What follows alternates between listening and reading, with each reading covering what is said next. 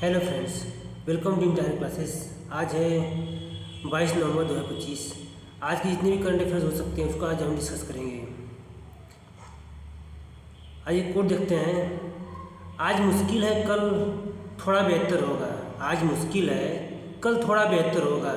बस उम्मीद मत छोड़ना, भविष्य ज़रूर बेहतरीन होगा। यानी कि जो भी हम कुछ कर रहे हैं उसमें अपना हिम्मत नहीं छोड़ना है। भले से आज मुश्किल लग रहा है लेकिन कल हमारा बेहतरीन होने वाला है। चलते हैं नेक्स्ट क्वेश्चन पर अपने।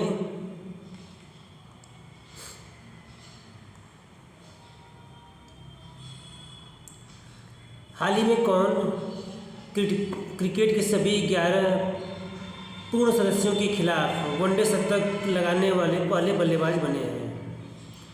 तो पहला ऑप्शन है शुभमन गिल, दूसरा ऑप्शन है पेट कमिंस, तीसरा ऑप्शन है टॉम लाथम, चौथा ऑप्शन है साई होप। इसका सही आंसर है साई होप।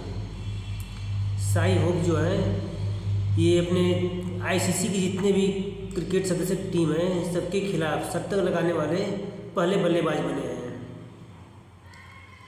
साई होप के नाम पर अब 13 अंतर्राष्ट्रीय टीमों के खिलाफ वनडे शतक है, जो किसी भी क्रिकेटर द्वारा बनाए गए सबसे अधिक शतक है। उन्होंने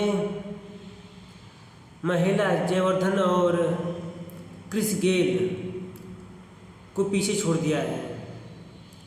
होप ने 142 पारियों में 6000 वनडे रन पूरे किए, जो विवियन रिचर्ड 141 के बाद वेस्टइंडीज के लिए दूसरा तेज प्रदर्शन है।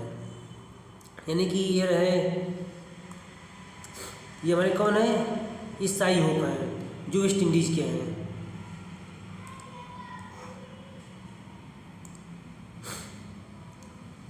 अगला क्वेश्चन देखते हैं। ग्लोबल मीथेन स्टेटस रिपोर्ट 2025 के अनुसार सबसे ज़्यादा, ये गलत हो गया, मीथेन उत्सर्जक देश कौन सा है? तो पहला ऑप्शन है अमेरिका, दूसरा ऑप्शन है चाइना, तीसरा ऑप्शन है भारत, चौथा ऑप्शन है ब्राज़ील।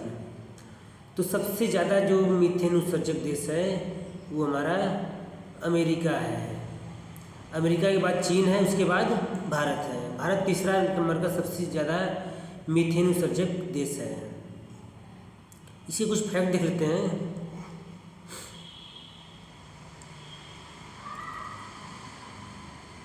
वेमेल में COP13 के दौरान जारी हुई ग्लोबल मीथेन स्टेटस रिपोर्ट 2025 संयुक्त राष्ट्र पर्यावरण कार्यक्रम UNEP और जलवायु एवं स्वच्छ वायु संगठन CCAC द्वारा तैयार की गई। यानी कि ये जो रिपोर्ट है UNEP और CCAC के द्वारा जारी की जाती है। वैश्विक मीथेन प्रतिस्पर्धा GME, इसके तहत 2030 तक मीथेन उत्सर्जन में 2020 के स्तर से कम 30% की कटौती करने का संकल्प लिया गया है। यानी कि 2030 तक 30% की कटौती करना है। चलते हैं नेक्स्ट क्वेश्चन पर।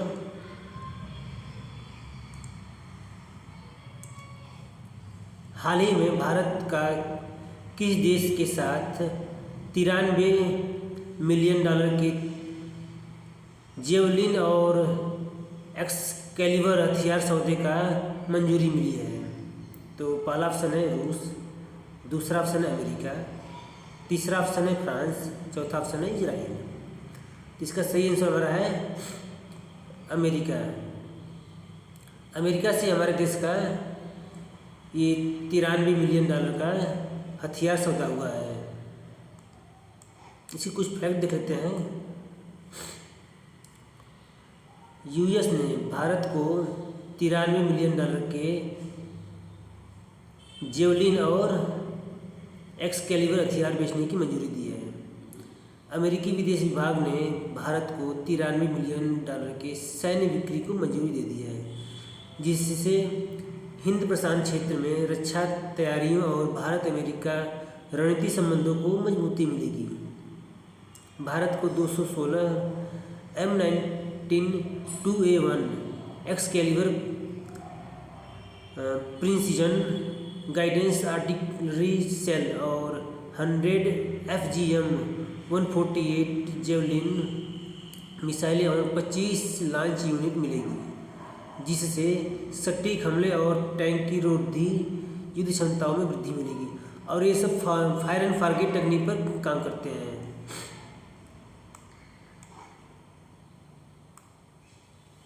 अगला क्वेश्चन है, हाल ही में कौन सा देश कोलंबो सुरक्षा सम्मेलन का पूर्ण सदस्य बना है? पहला ऑप्शन है सेशेल्स, दूसरा ऑप्शन है मालदीव, तीसरा ऑप्शन है म्यांमार, बांग्लादेश, चौथा ऑप्शन है म्यांमार। तो इसका सही ऑप्शन है सेशेल्स।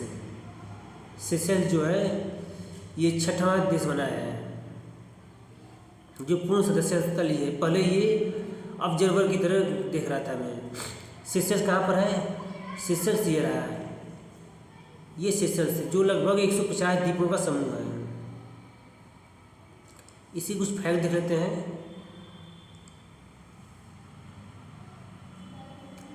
सेशेल्स आधिकारिक तौर पर 20 नवंबर 2025 होना चाहिए, 2025 को कोलंबो सुरक्षा सम्मेलन यानी कि CSC में पूर्ण सदस्य के रूप में शामिल हो गया है।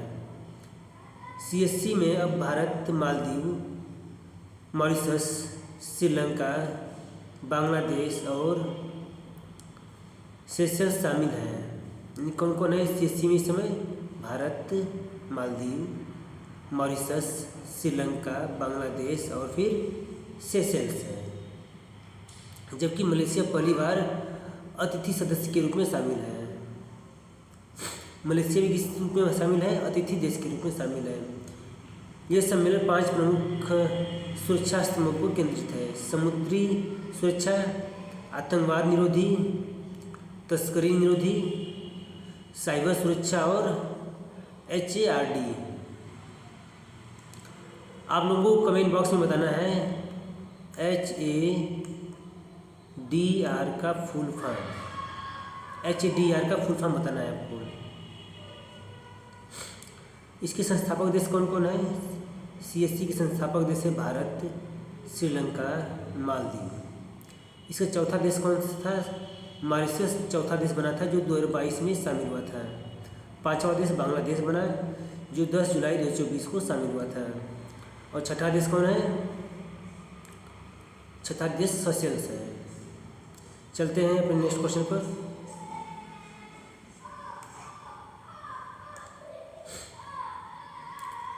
दो 2026 में COP31 की मेजबानी कौन सा देश करेगा? तो पहला ऑप्शन है ऑस्ट्रेलिया, दूसरा ऑप्शन है ब्राज़ील, तीसरा ऑप्शन है तुर्की, चौथा ऑप्शन है भारत। इसका सही आंसर है तुर्की।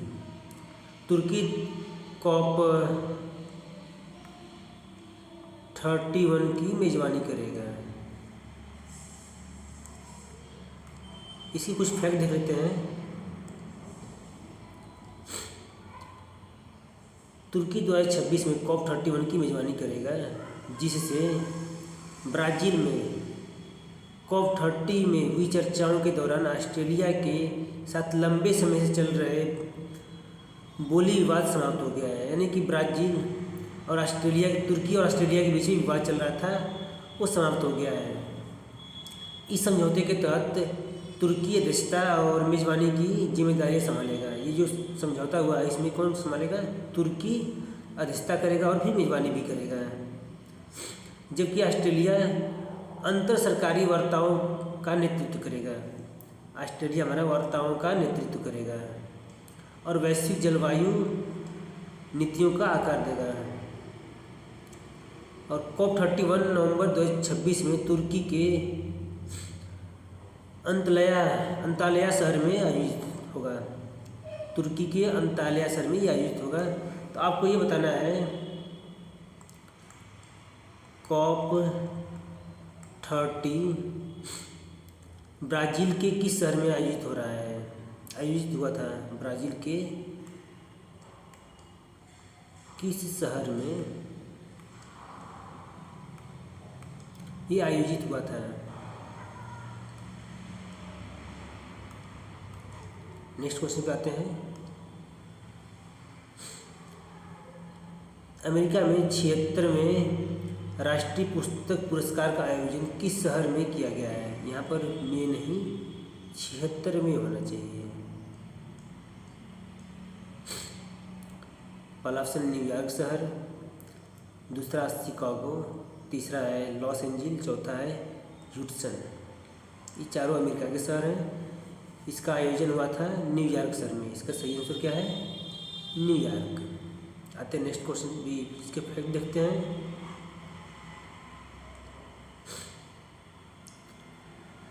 न्यूयॉर्क के मैनहट्टन में आयोजित 76वें राष्ट्रीय पुस्तक पुरस्कारों में कथा, गैर कथा, कविता, युवा साहित्य और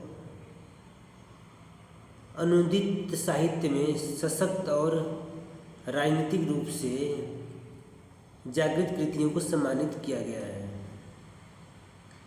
इसमें कुछ जिसको सम्मानित किया गया उनकी कुछ लिस्ट है। रवि अलमेद्दीन ने कथा साहित्य का पुरस्कार जीता है। पेट्रिया स्मिथ ने कविता पुरस्कार जीता है। डेनियल नेरी ने युवा साहित्य पुरस्कार जीता है। और अगला है उमर अल अकड़ ने गैर कथा पुरस्कार जीता है।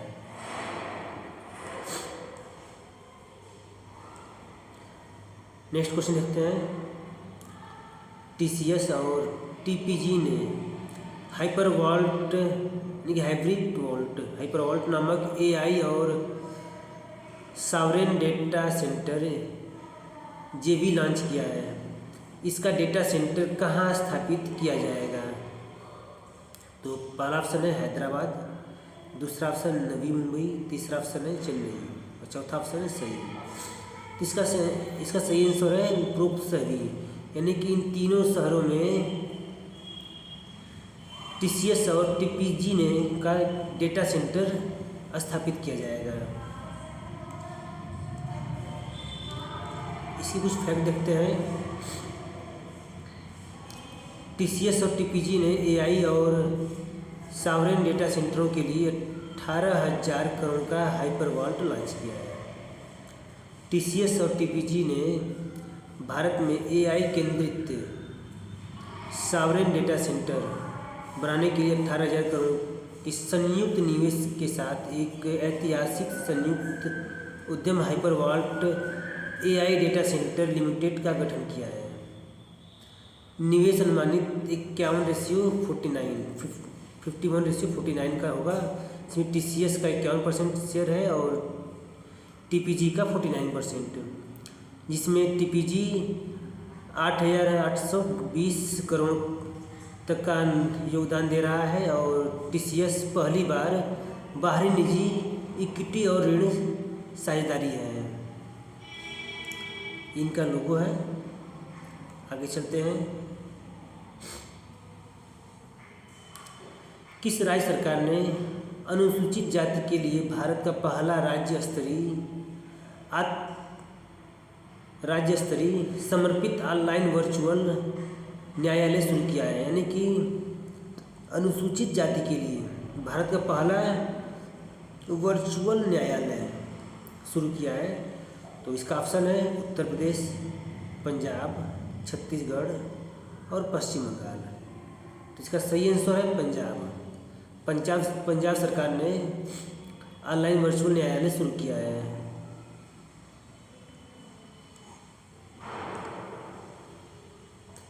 पंजाब ने अनुसूचित जाति समुदाय से संबंधित मामलों के लिए भारत का पहला राज्य स्तरीय समर्पित वर्चुअल न्यायालय कब शुरू किया है? यानी कि कैसा न्यायालय होगा? वर्चुअल होगा।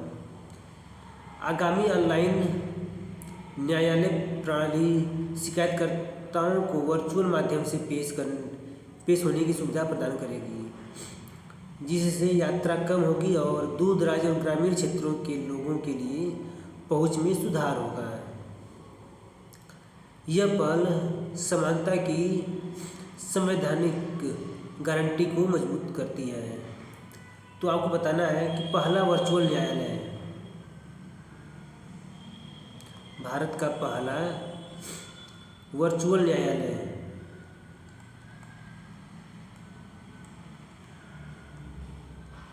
वर्चुअल न्यायालय कहाँ खोला गया था? इसका आंसर आप लोग कमेंट बॉक्स में दीजिएगा।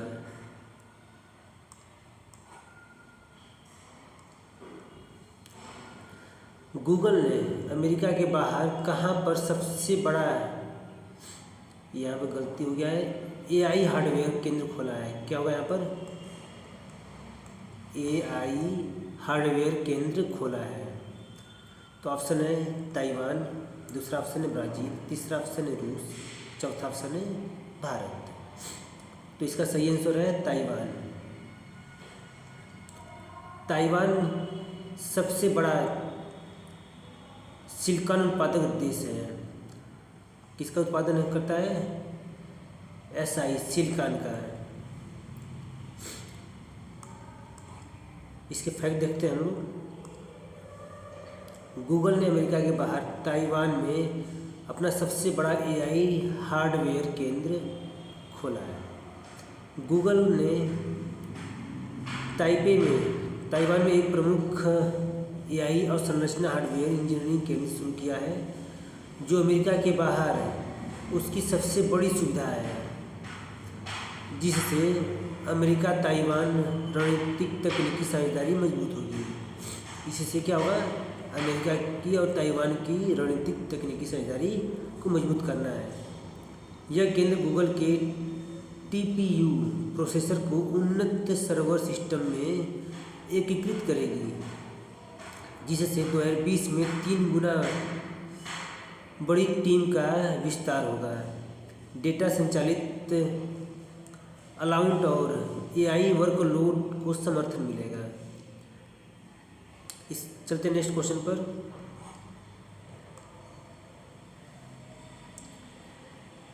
टेस्ला भारत का पहला पूर्ण सेवा टेस्ला केंद्र कहाँ खोलेगा? ऑप्शन है ग्रेटर नोएडा, दूसरा ऑप्शन है पुणे, तीसरा ऑप्शन है गुरुग्राम, चौथा ऑप्शन है हिसार। इसका सही आंसर है गुरुग्राम। गुरुग्राम में टेस्ला भारत का पहला केंद्र खोला जाएगा, जो पूर्ण सेवा केंद्र देगा, जो पूर्ण क्या करेगा? सेवा देगा।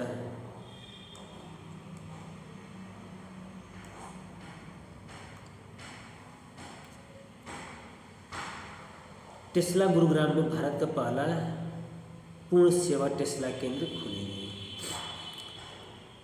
भारत को अपना पहला पूर्ण सेवा टेस्ला केंद्र 26 नवंबर 2025 को गुरुग्राम आर्किड बिजनेस पार्क में मिलेगा। यानी टेस्ला को कहाँ मिलेगा? आर्किड बिजनेस पार्क जो गुरुग्राम में है, वहाँ मिलेगा, जो देश में इलेक्ट्रॉनिक मोबिलिटी के विकास में एक महत्वपूर्ण मील का पत्थर साबित होगा। टेस्ला इंडिया का संचालन अब लैम्बोर्गिनी इंडिया के पूर्व प्रमुख शरद अग्रवाल के हाथों में है। यानी जो टेस्ला इंडिया है, इसका संचालन कौन करेगा? शरद अग्रवाल, जो लैम्बोर्गिनी इंडिया के पूर्व क्या है? पूर्व संचालक रह चुके हैं। इस लॉन्च के साथ भारत टेस्ला के लिए 50वां वैश्विक बाजार बन गया है। अब तक 49 देशों में टेस्ला पहुंच चुकी है, और यहाँ भारत कौन सा है? 50वां देश है।